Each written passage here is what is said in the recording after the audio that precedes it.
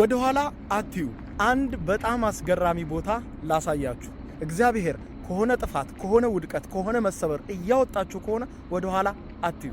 መጽሐፍ ቅዱስ ላይ ከተጠቀሱ አስገራሚ ታሪኮች መካከል አንዱ ለሎጥ ወደ ኋላ አቲ ቤተሰቦችን ይዘ ውጣ የተባለባት የሶዶም ከተማ ነች።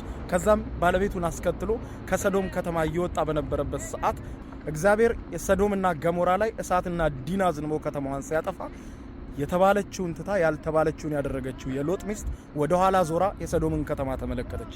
በዚህ ጊዜ እግዚአብሔር የጨው ሐውልት አድርጎ አስቀራት። እንደምታዩት ከላይ ብዙ ቱሪስቶችም እየመጡ የሚጎበኙት ይህ የሎጥ ሚስት ተራራ ነው። እንግዲህ የሎጥ ሚስት የጨው ሐውልት ሆና ከቀረች በኋላ እዚህ ቦታ ላይ ነው ይህ ነገር የተከናወነው ነው የሚሉት። እዚህ ጋር የምታዩትም ድንጋይ የሎጥ ሚስት ናት ብለው ነው የሚያስቡትም የሚያስተምሩትም። በየቀኑም ብዙ ሺህ ቱሪስቶች እየመጡ ይጎበኙታል ይህንን ቦታ ማለት ነው። መጽሐፍ ቅዱስ ላይ ከተጠቀሱ አስገራሚ ቦታዎች አንዱ ይህ የሎጥ ሚስት ተራራ ነው። መጽሐፍ ቅዱስም ታሪኩ ተጠቅሷል እንግዲህ የሶዶም ከተማ። ስለዚህ የሶዶም ከተማ ይሄ ነው ብለው ነው የሚያሳዩን። እንግዲህ የኔ ማስጎብኛ ያመጣኝ እዚህ ነው። ኢንተርኔትም ቼክ ሳረግ የሶዶም ከተማ በጆርዳን በኩል ይሄ ነው። የሎጥ ሚስት የጨው ሐውልት የሆነችበትን ተራራ ብዙ ሰዎች ይጎበኙታል። እንግዲህ እግዚአብሔር